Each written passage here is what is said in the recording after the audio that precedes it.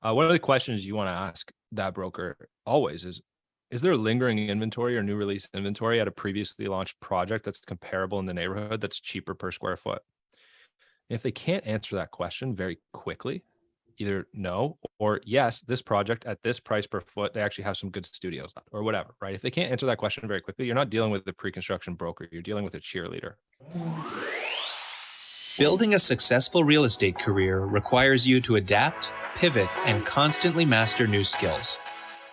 We're Katie and Daniel Steinfeld. We've built our own innovative brokerage, and in this podcast, we've assembled actionable tips and strategies that you can implement to take your business to its maximum potential. It's time to level up. Level up.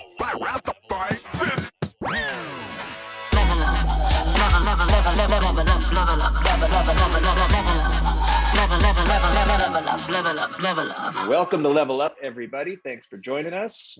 As always, social media on earth, that is every social Facebook. media on earth, meaning Facebook and other things later. I'm Daniel. I'm here with Katie, and we are thrilled today to be joined by Jordon Scrinko, who is going to bring us some clarity on the pre-con world. He is the founder of precondo.ca and a well-known figure who's got a lot of sweet signs to drop when it comes to the pre-con world. So welcome to the show. Thanks for joining us today.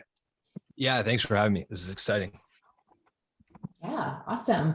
Well, maybe we'll start, if you can give us a little bit of a bio about yourself and pre-condo and what you're up to. Yeah, sure. So so precondo is the third largest pre-construction website in Canada by organic traffic. So you Google any project in here or Montreal, so Toronto, GTA, or Montreal, you're gonna find us.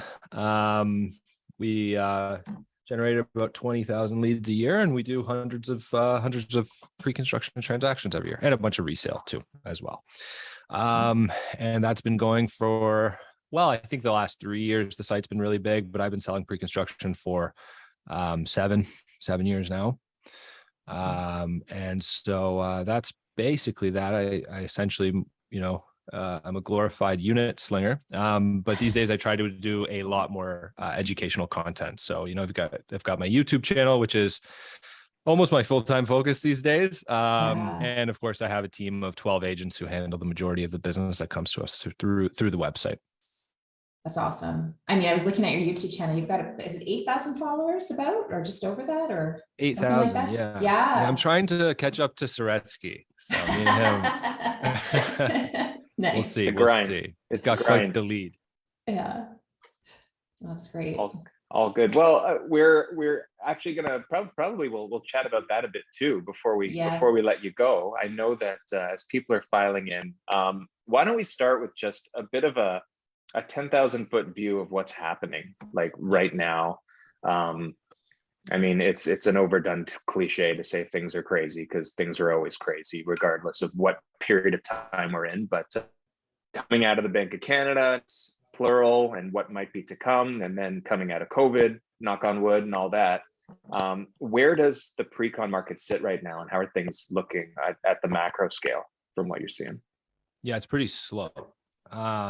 So it's very project dependent. So something I say on my YouTube channel a lot is like the Toronto market, the GTA market it's always been very fragmented, but COVID really elevated that.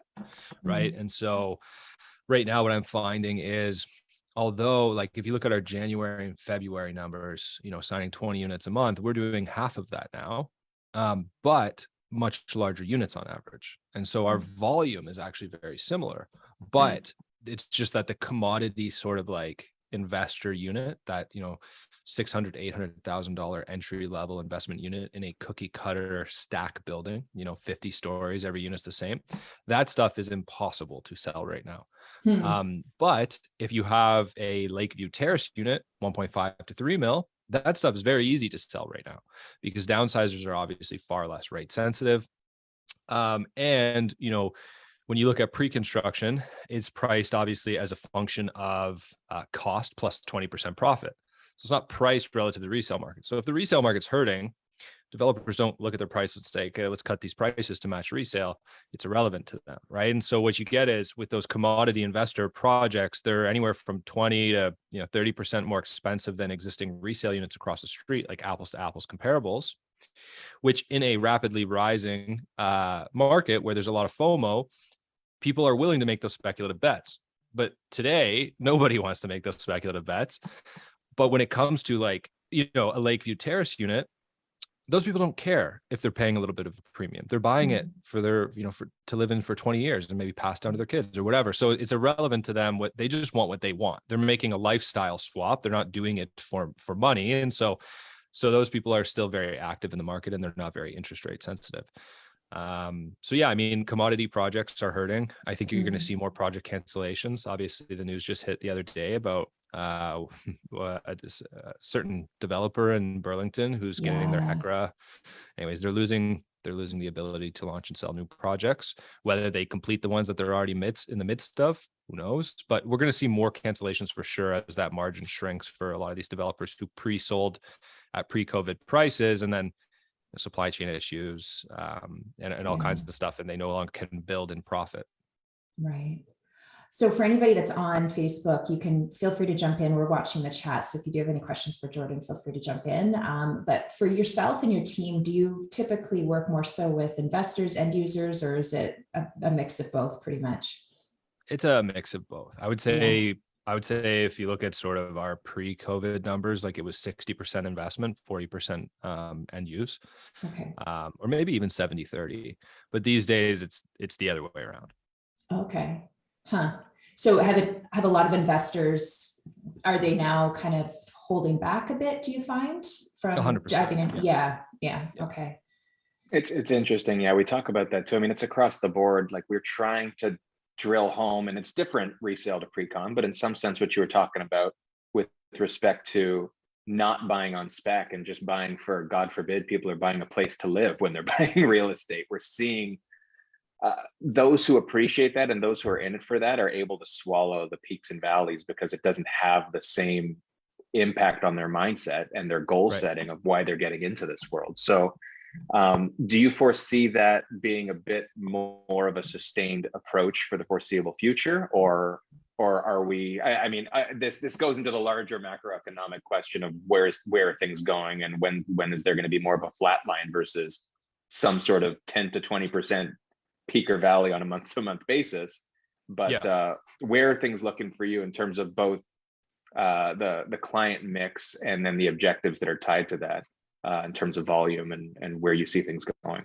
Yeah, so I think I actually think the most insidious part of this whole situation is that investors, if you think about it from a practical perspective, the way pre-sales work in Ontario, investors actually finance construction of new housing, right? So new housing does not get built if there's not an abundance of investors who are willing to speculate on future growth, because you have a 5-year build cycle for condos. And so there's only so much market, there's only so much absorption for condos that are 5 years out by end users. So if investors aren't making those speculative plays, well, those homes don't get built. If those homes don't get built, our supply and demand economics 5-10 years out look worse than they do today.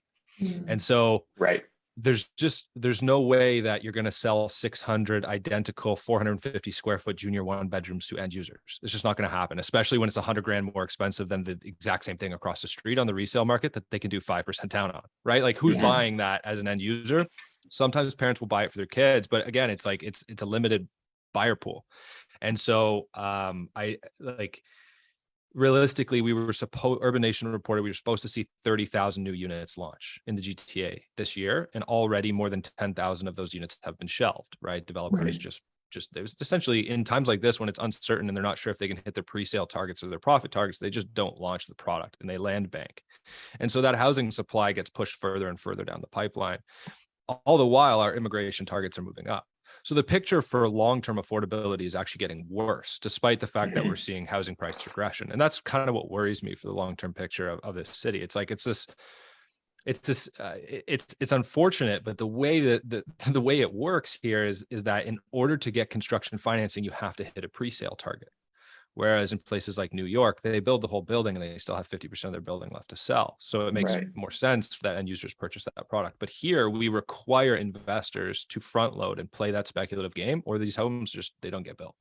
Well, it's a vicious cycle that something's got to give though, right? Because the logic makes sense that if each factor is pushing the other in the same negative direction, like who's going to crack first? Because if it continues in such a way, you're going to see less and less investors fronting the money, less and less development happening, less and less affordability.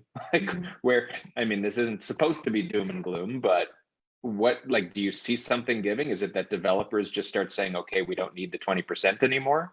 Or is it that that investors say, investors aren't there to be these benevolent saviors of the world, like they're investors, right? Yeah. So, no, of course. I mean, it's a broken system that we rely on them to start new housing, and it's incredibly broken when you consider how little purpose-built rental has been built in the last, decades in this city. Like we literally rely on mom and pop investors to pull out HELOCs in order to create rental supply for the lower class. Like that's literally how the housing system works in Toronto. It's incredibly broken. And it's ironically why I remain bullish on the city. It's like, if you're an investor who can just hold out through these turbulent times, like it's very clear that the picture long-term is very dim for housing affordability in the city. Yeah. Right. And so it's bullish for investors if they can hold through it. Right. And it's bearish for Canadians as a whole, because who really wants to live in that world? But it's the reality of the picture. And something I talk about on my YouTube channel a lot is like, the only way I see it fixing is if multiple levels of government come together as one and realize that and address there's a lot of good, like more neighbors and stuff. There's a lot of people who understand what the problem is and are explaining it. And I'm not naive enough to think the government doesn't realize what the problem is, but certain things are just untentative, right? It's not politically favorable to increase property taxes and reduce development charges, right? So that's not going to happen. So new construction prices will continue to remain higher than existing prices. So again, it only appeals to speculative investors. And anyways, there's just so many layers of the system that are broken. And that is ironically a big part of the reason why I'm bullish on the city. And that's why, if you look at like the last 40 years, why does Toronto average 7%, but most major metros in the States average 4 to 5? It's because it's broken. The whole thing's broken. Right. Yeah. Right. It's not because go ahead. No, I was just curious if you're seeing the same thing in Montreal, because you said you do a lot of projects there. Is it the same kind of thing? It's similar. It's not nearly as bad. Okay. Like it doesn't take 4 years to go through appeals and hearings to get a simple condo building approved in Montreal. It happens much quicker. Right. Okay. Yeah. Got it. Okay, we've got a question here that's a specific one, asking about current projects, and you touched on the fact that there are projects and things that are being delayed, things that are having issues, builders that are having issues. The question specifically, do you see any current projects that might have problems finishing that will actually scare the public and hurt the pre-con market in the short term? So I guess that's asking for specific examples, but I can't give specifics. I'd be biting you wouldn't want to do that. Yeah. No. But there will be some. Like there's some, East Waterfront, downtown core examples that are maybe backed by Chinese money. Okay. So anyways, like there's definitely some problem projects that I'm watching, right? Yeah. But I mean, like the big guys are going to be fine. They always are. Tridel, Daniels, Concord, Pinnacle, richer than God. Those guys will be fine. Yeah. I was listening to you on the Twitter space yesterday, and I know the subject of assignments came up. So can you talk a little bit about what's going on with assignments and where you see that market going over the next little while? Yeah, so it appears that there's a lot of people who purchased pre-construction condos in the last 5 years who never had any intention of closing on them, or maybe couldn't even possibly close on them if push came to shove. Yeah. Now, the advice I give in all my videos and all my emails and in face-to-face to clients is like, never. If you want to get into a pre-construction investment with the sole intention of assignment flipping it and never closing on it, that's fine. But make sure you can afford to close if push comes to shove, because the market's not always hot, right? Yeah.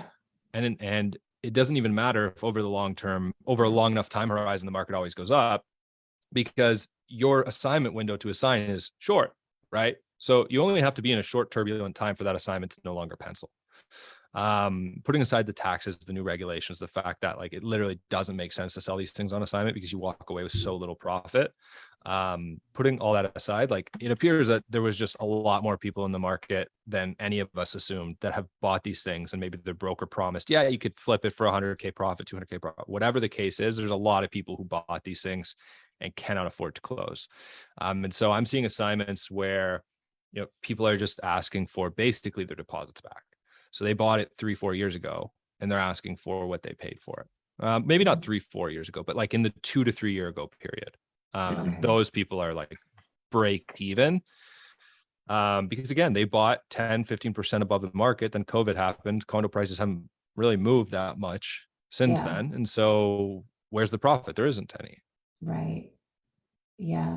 And is that a unique situation just given where we are? Because I feel like, and I mean, this is just based on my limited knowledge of pre-con and assignments, but I feel like a few years ago, it was a given, like slam dunk, you buy a pre-con, you get access to something.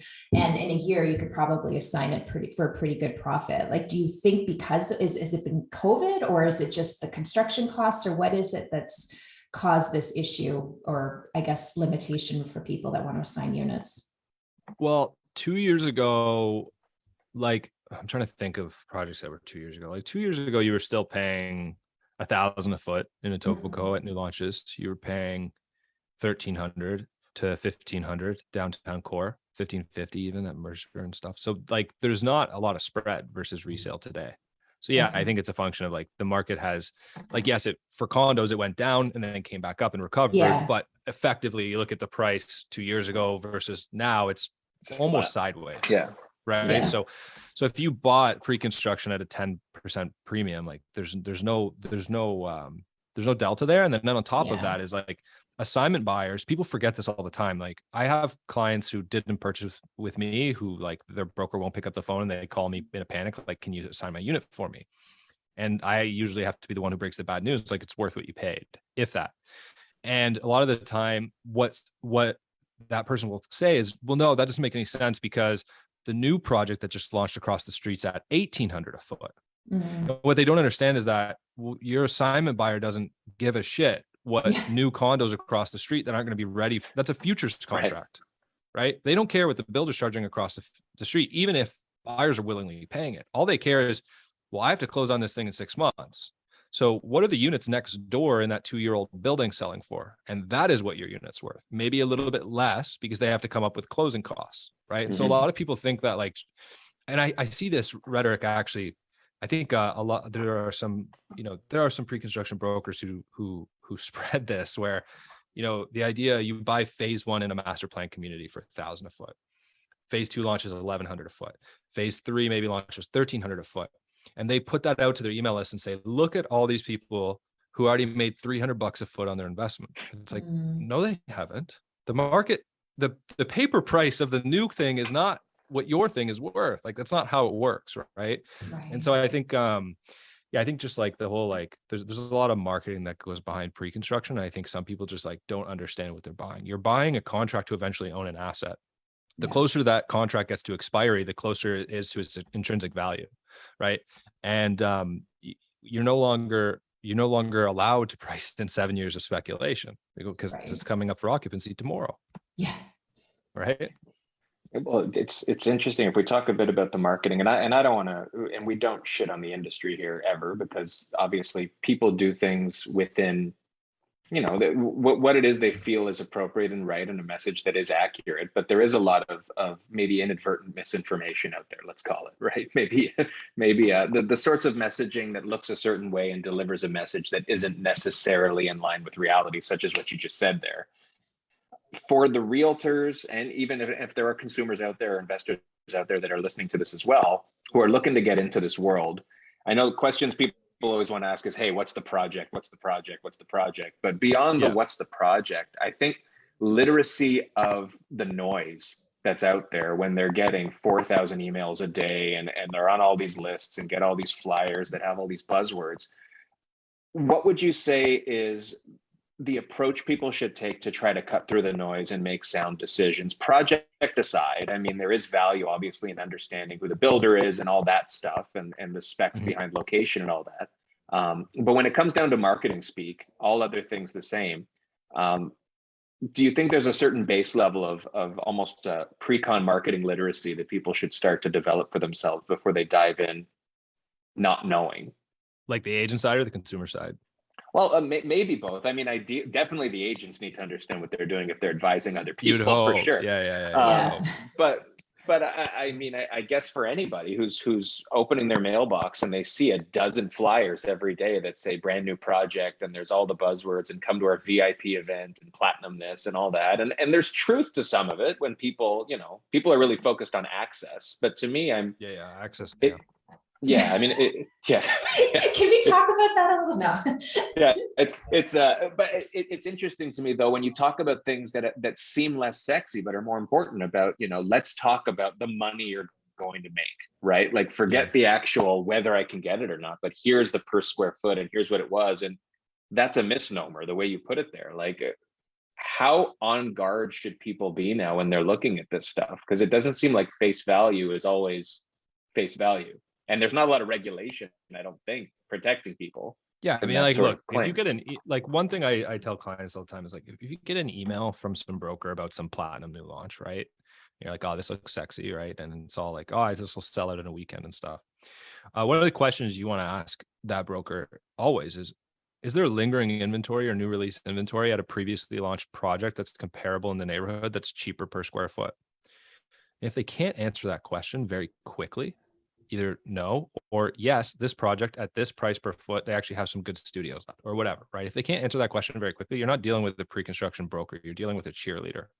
So someone who just goes from launch to launch to launch to launch to launch, takes 10 worksheets, does a deal, takes 10 worksheets, does a deal, takes 10 worksheets, does a deal. They're not actually focused on making you money. They're just focused. You're not their client, the builder's their client. Now, most of us don't operate that way. Like I could name 10 of the big pre-construction guys who don't play that game. A lot of them are very focused on education. You're seeing more and more of it, right? Like I'm not the only guy putting out pre-construction content on YouTube anymore. Like there's a lot of education at play, which is great to see. But basically, like that's what it comes down to. Like platinum access doesn't mean anything. It's just a marketing term that creates a false sense of scarcity. That's all it does, right? Or limited releases. Like when a builder releases 120 units of a 300 unit building and then they get to say sold out. It's like, again, that's just creating FOMO and scarcity. It's just a sales tactic. Like all that really matters is what are you paying per foot? What are you getting in exchange? And what are the comps across the street say it's worth?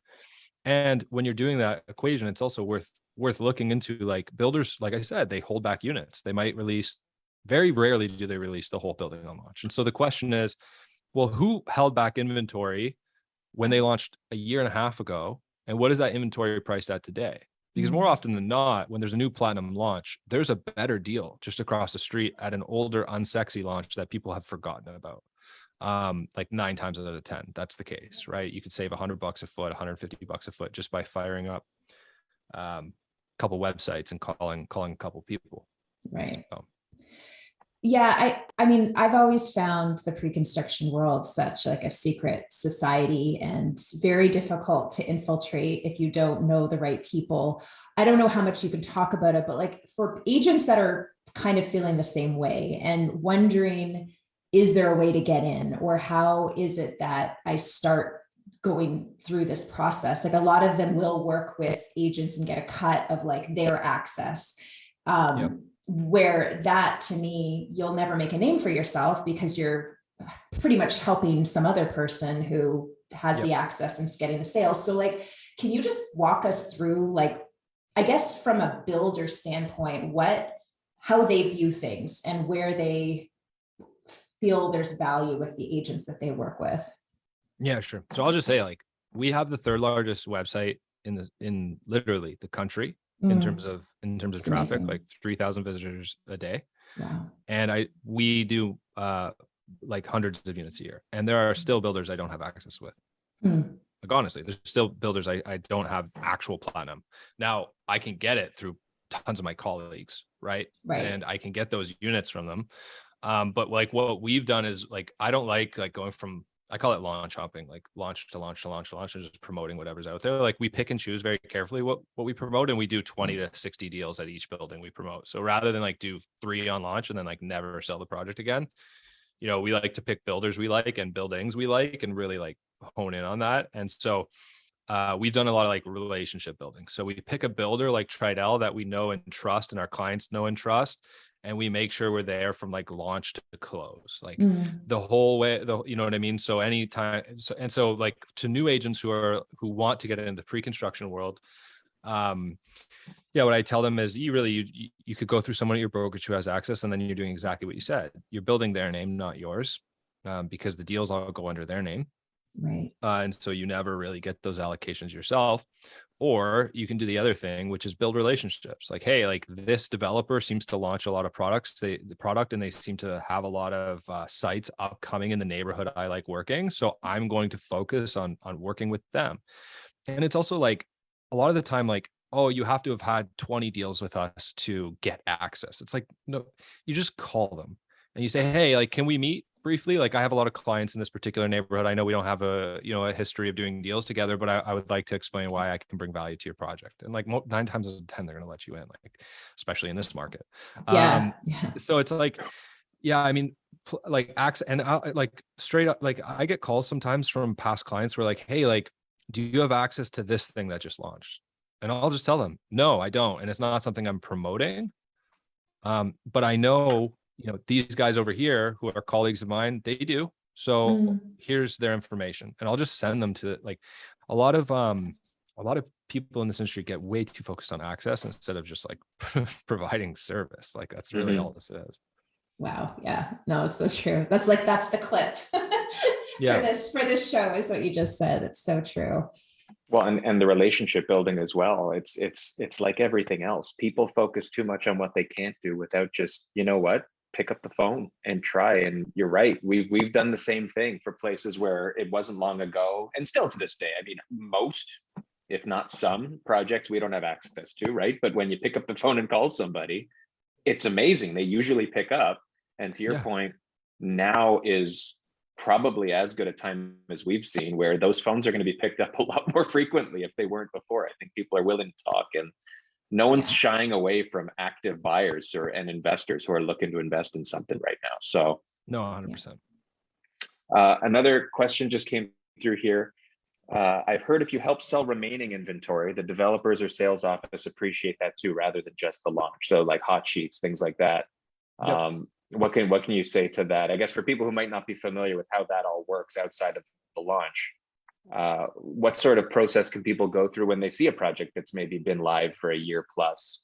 And I mean, like the first thing I would tell people is just like know the project as well or better than the inside sales reps. So I remember one of the first projects I did over 50 units at, a project on the waterfront, Mirabella, launched 2016. Yeah, it was one of the first ones that I like really focused on. I had done 5-10 deals at a lot of different projects before that, but this was the first one I was like, I really like this project. I like this builder. I'm going to really work hard on this one. And I poured through like all of the emails back, because you can pull up the development proposal on the Toronto website. You can go through all of the communication back and forth between the city and the developer and go through all of the architectural plans. And I knew things that the inside sales reps didn't. And so when you walk into the sales office and you know the project that well, and you're communicating the project with that much education to buyers that you're bringing to the sales office, the inside reps and the sales managers, they notice that, right? And then when you prove your track record of, because you got to remember, like if a developer only sells 50% of their inventory on launch, they're trying to hit that 75% mark or whatever the mark is that they're able to get construction finance, usually 75, 80. So anybody who's there to help them go from 50 to 75, 80 is valuable in their eyes. Right. And so generally, and honestly, though, that phase in between like the pre-public release and when they increase prices to milk profit, like usually those units are much better deals than new launches. Usually, not always, but a lot of the time. Yes, more expensive than that project was on launch, but new launches across the street are up 100 a foot or whatever, and these are only up 25, 50. So usually better deals. And less pressure. You don't have to say, hey, give me a worksheet and a bank draft, and maybe I'll get you something, maybe I won't. You get to like walk into a sales office and actually sell your client and do our job, which is selling, and say like, here are all the great things about the product. It's a much lower pressure situation, right? So I Right. prefer selling that way to just like over the phone worksheets. Mm-hmm.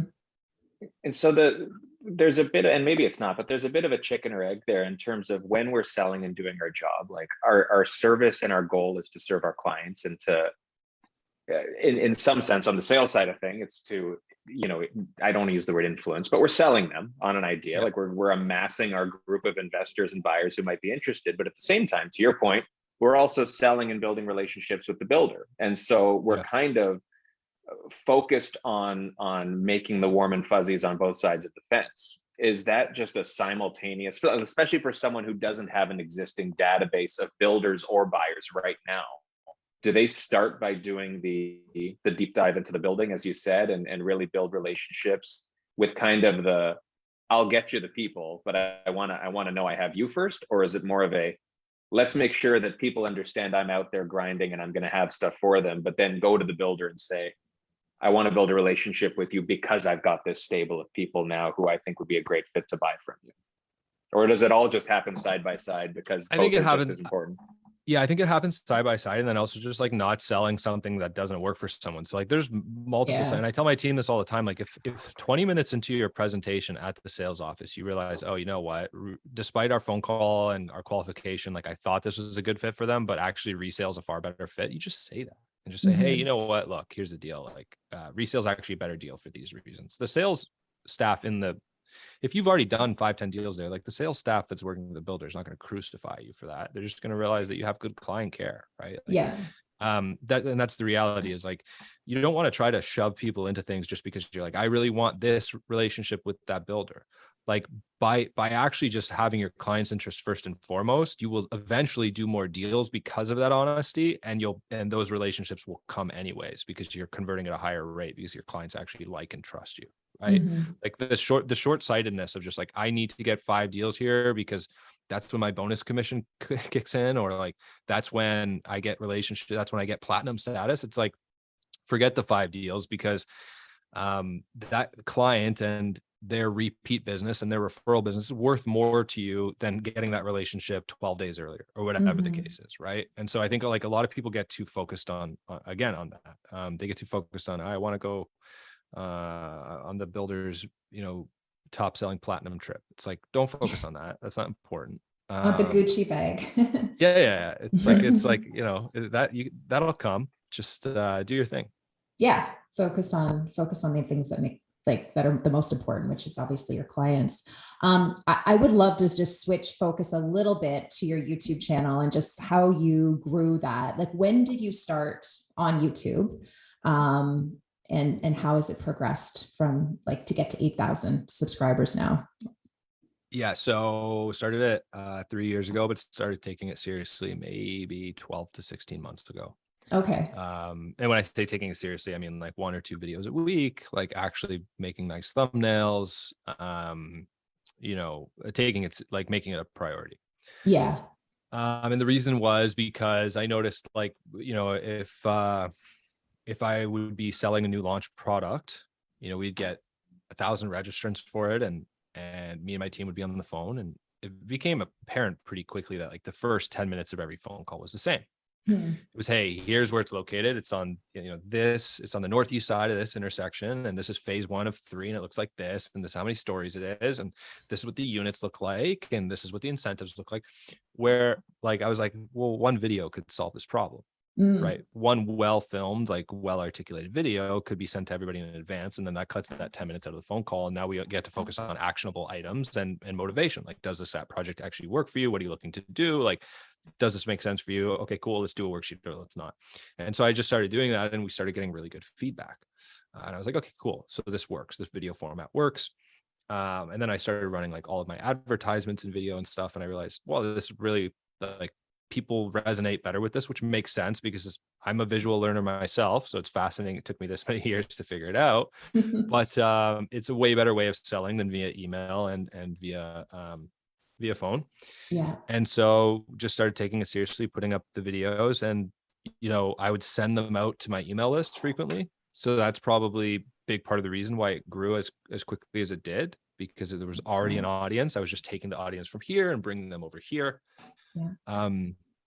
And yeah, now it's organically growing, and it brings me a lot of like, I'll tell you this, the people who reach out to me from YouTube, but not from precondo.ca, but directly from YouTube, like I found you on YouTube, those people, or I've been watching you for 2 years on YouTube, those people are exactly like referral leads. Yeah. Like they already love you, trust you, want to work with you, right? Yeah. They've already made up their mind, like you're their guy. And so those are some of the best clients to work with. There's that part of the sales pitch is already done. And then you get to just focus on what matters, actually making the deal happen. Yeah. No, and you enjoy doing it, I assume. Like, if this isn't, it's not a chore for you. I mean, editing, whatever, fine, but I'm assuming it's not a chore to No, put it's it a good together. time. It's a good time these days. Yeah, it's very hard at the beginning. Like, it's very tough. I had to unlist some of my first videos just because you go back and watch them and you're like, what was I talking about? But yeah, it's one of those things, like, and this is everything with life, and especially business, is like, you have to put the reps in before you get good. So yeah, some people are naturals. You got your Tom Stories out there that are so likable. They throw up one video and you're just like, the guy was made for it. But some of us there's a learning curve, right? And it's just a matter of reps. So it's kind of like, it might take me 100 reps to get good. It might only take you guys 20, but at the end of the day, we all end up at the same place. We just have to start. Right. Yeah. And keep going. Right. Because that's the hard part. Yeah. Like we've made a practice the last little bit of digging up old, the first handful of videos, and wow, we'll look back at this in like 3 years and be like, oh my God, that was awful. Like, what were we talking about? Man, why did we bring Jordon on the show? Jesus Christ. Yeah, no, it's unreal that just having a plan and sticking to it. And I know that's not the nature of this episode, but it's so consistent across whatever we're doing in whatever industry. It's just like, have a system, have a plan, and when it gets painful or you feel like it's going shitty, it's the people who power through who actually succeed. It's everyone who goes back to the beginning, who stays at the beginning over and over again. Realtors in general, I find, like, I'm sure it's in other avenues as well, or other industries as well, but it just seems like a lot of us are just constantly looking for the silver bullet. Like, you see the people who float from brokerage to brokerage to brokerage every 6 months, and it's like, nothing's going to change. The problem isn't the brokerage, the problem is you. And your work ethic and discipline. Like, it has nothing to do with the brokerage. Or the similar thing on TikTok, like or YouTube. They post 3-4 videos, they don't get a lead, and they're like, I didn't get a deal done for my YouTube channel until my 70 something video, right? Like, it takes a long time. Like, it's and you just have to put in the reps and realize there may or may not be a return, but like, what else am I going to do with my time? It's something that interests me, and I'm getting good feedback and clients enjoy it. So why don't I continue doing this? And the ROI will eventually like present itself. Yeah. What's crazy is, I guarantee you somebody watching this is writing down right now, okay, 73rd video I could expect now? 73, right? Okay, I can check that out. But it's just, I think we all need to, not everything is super enjoyable, but we've got to find the niche of doing the stuff that interests us, that we actually are excited to wake up to do, because we're going to stick with those even when they're not working out. Right. Like, those are the ones where you're genuine. Am I frozen now? I might be. I keep seeing my own head freeze, but maybe that's you were for a second, but you're good now. Yeah. That's okay. It's okay. I'm always wondering what face gets frozen, if it's like something like that. Yeah. Awesome. Anything else? Like, did you want to like talk a little bit about, like, where can people find you? Like, talk a little bit about Precondo, maybe what you're up to in the next little while? Yeah, sure. I mean, we're focused on actually, we're trying to build out the resale section of our site. So we're trying to which doesn't I should have thought of the name Precondo. Eventually, it kind of puts you in a very small box. But I mean, really, what does Buzz Homes mean? That's true. So anyways, yeah. So YouTube is the best place to find me. Okay. That's where I participate on Twitter. But I'm learning to really hate that place. So I'm gonna try to stick to YouTube and Instagram, where people are more friendly. it can be very toxic. Like there's some good information on there, but man, you have to really like weed through the shit and the toxicity that is Twitter, because yeah, it is brutal. I don't know how people stay on it. Like people like Daniel Foch, like he's like a trooper sometimes. Oh, he's thriving. Yeah, that's where he belongs. That's where he belongs. Man. Yeah, maybe that's Well, he's got the skill of, like, for me, if I knew that every other comment was going to be some hybrid of someone who just wants to hear themselves alongside also shitting on everything that had just been said, I would lose my mind every time I had to respond. But he just kind of powers through. He's just like, cool, all right, who's next? It's just like that. That is a skill. That is a skill. Yeah. We do have a specific. Sorry, go ahead. I was just going to say, sometimes I post inflammatory, ultra bullish comments, like just to rile those people up. And anyways, I'm blocked by my fair share of users on that platform. We should start posting a lot more about auctions and open bidding just to get some conversation going. That's when we get rises out of people, for sure. Yeah. On that note, that's actually something early on when we, I mean, we don't talk about this much, but like when we first started doing auctions and open bidding in real estate, we thought pre-con would be an amazing angle, and we learned it's not. But it's interesting because we didn't understand that the nature of the builders and their goals is not let's maximize what everybody's giving us on a per unit basis. It's here's what we need to do what we need to do. Don't bother me with getting people fighting over it. So for those who don't understand, like I guess there's people out there who are strictly from the resale market who don't understand that a price list is there for a reason. It's not like necessarily a forum for negotiation or for bidding wars or anything like that. Mm-hmm.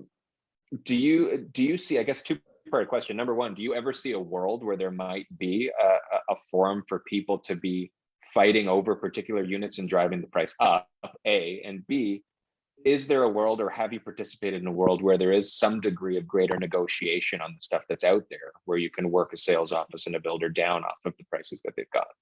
Yeah. I mean, to the second part, yes.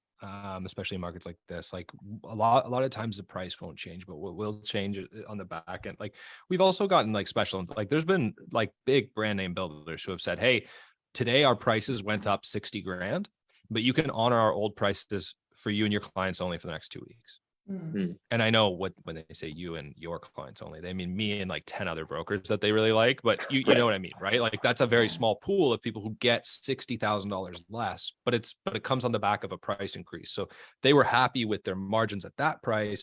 They're now up to 60 for anybody who walks in off the street into the sales office, but they're giving us this window of time. Don't advertise, don't tell people unless in person type of thing. But yeah, so like there are some. The general rule of thumb is the price on the price list cannot be negotiated, but what can be negotiated is the terms on the back of that. So things like deposit structures, that's negotiable. That can be moved around. But again, it depends on the builder and it depends on your relationship with the builder.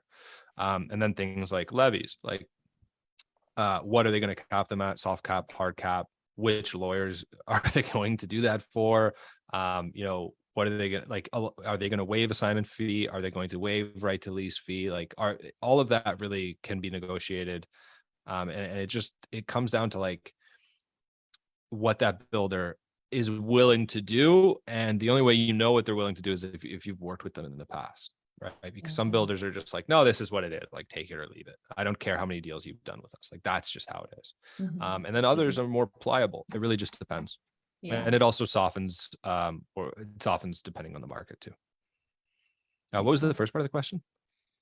I mean, the first part, I was sort of semi-answering it while I was asking. It was just about the future of prices jumping past the price list in any situation where demand outweighs supply. And it always has, or historically, I shouldn't say it always has, but there's always seemingly been a lineup of people who just want to get one. It's never gotten to the point where, okay, let's throw 7 of you into the fire on one unit and see who gives us the most. It doesn't work that way. Do you ever see a world where builders start saying, let's try to push this higher than what we've put out there? Or is that just a danger zone for them and not what they need anyway? Well, I think what happens is you see if they want to do that, like the mechanism behind how they do it now is like they say like basically like maybe they had planned to release 200 units and instead they'll just release a tranche of 60 and then jack the prices up, but still allocate those original worksheets they got on the first price list and just explain to them like, this is the second tranche, prices are up 20, 40K, 60K, whatever. Okay. Interesting. Yeah. And so there's a way to bleed more money out of these purchasers if they know like, hey, we expected 500 worksheets. We have 200 units to sell. We got 2,000 worksheets. Like, let's make use of this. Okay. But you don't often like, again, but then there's developers like TriDAO who would like never do that. Like they're not willing to burn their name and they're not willing to do that. Like we said, we're going to do this. This is exactly what we're going to do. I don't care if we get 5,000 worksheets or 200. Like this is how it's going to go. And so it just like it varies from builder to builder. The problem with bidding wars, I think, in pre-construction is like 9 out of 10 projects that launch in our city are cookie cutter. So it's like you have 50 of the exact same units. So I struggle to see how those would actually bid up to be about like if resales at 1,000 a foot and these things are on the price list at 1,300. How many people are really going to bid 1,400-1,500 a foot on these? I question what that would look like. So I don't know. I do know there's going to be major changes in the way things are sold. Like the whole like idea behind like 50 brokers like controlling the way like pre-construction is sold in the city is pretty crazy. And the co-oping that happens behind the scenes. So it's like you've got some brokers who are selling 50 units, but they're not actually selling any of them. And then you've got other brokers who maybe actually do have 50 clients, but they can't get those units. And it's very messy. And I think the worst part of it is like the data asymmetry where it's like, sometimes the developer's not even telling us the full story. And then some of us aren't telling the clients the full story that we have. And so it's like, there's a lot of friction and it just, I don't know, it feels like in 2022, like the idea of sending a PDF with price ranges, like just, it feels so archaic. Right. And I just think there's so much room for disruption. And I mean, you're starting to see it like Blackline. Right. Blackline's a great product. And now you're seeing entry powered by 3D Cityscapes. So Raza has this amazing Unreal Engine platform he built where it's basically, they've built Toronto. Imagine playing Grand Theft Auto, but it's Toronto with all the future buildings. Right. And so there's all these cool products coming to the space that allow for more transparency. So it'll be interesting to see how that all plays out. Like I think inevitably the way pre-construction is sold in Toronto is very unique. It's like one of one. There's nowhere else in North America that sells pre-construction this way. So I think it's inevitable that it's going to change. That's really interesting. I didn't realize that. But it'll be interesting to see how technology definitely will likely disrupt things sooner rather than later. We do have one last question before we let you go. What is the app you use to show the 3D models in your YouTube videos? And is it accessible to other agents? No, it's SketchUp. And it's built by a guy. His name is Steven Velasco. You can add him on LinkedIn and you can license it. He will charge you a monthly fee to use it. I don't know what that fee is for people who are signing up now. But yeah, I saw he used to do it as like a hobby. Super cool guy, really, really sharp guy, just like loves architecture and stuff. Built it as a hobby. And I reached out to him. I was like, hey man, like, will you sell this to me? I need this. Absolutely need to have it. So yeah, I would absolutely give him your business. It's super useful. I think like helping clients to understand what their future view may look like. Like I think that's all very valuable. So yeah, 100%. Okay, so last question. Next 12 months, interest rates, I don't know how much impact they have. I mean, they have impact, but in terms of people who are holding for maybe 3-5 years before the mortgages are going to take hold, what's this next little bit going to look like in terms of demand, pricing, projects? Yeah. Pre-con in general. Well, where's it going? Crystal ball it for us. Yeah, I mean, I can't tell you where resale prices are going, but I can tell you pre-construction prices are going up. I don't care, even if the labor market like starts to unravel. And so, cost for the actual hard cost to build in terms of not just materials, but also just labor comes down a bit.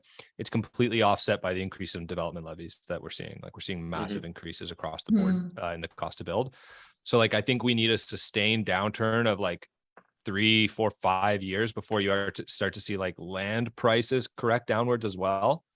Sure, land prices on the small scale are already correcting, but I'm talking like high density land. Yeah. Those people who still own high density land in like the CO, like the downtown district of Toronto, they're just not going to sell, right? Like these are these are funds and family offices worth hundreds of millions. Like, they don't care. They're not interested in like fire selling this type of inventory, I don't think.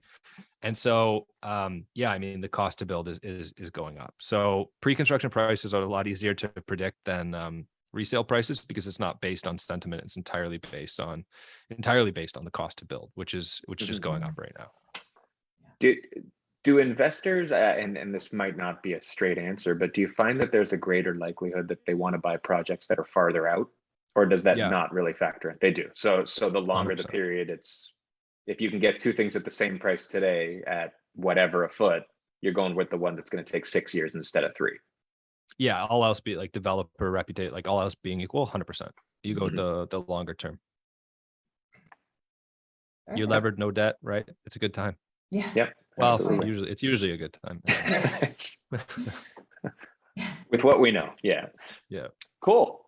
All right. Well, I mean, we're rounding out the hour, so you've got lots of units to push today and YouTube videos to make, so we don't want to take any more of your time today. But thanks for having me on. This was a lot of fun. Yeah. No, we appreciate it. All right. Absolutely. All right. Take care. Thank you.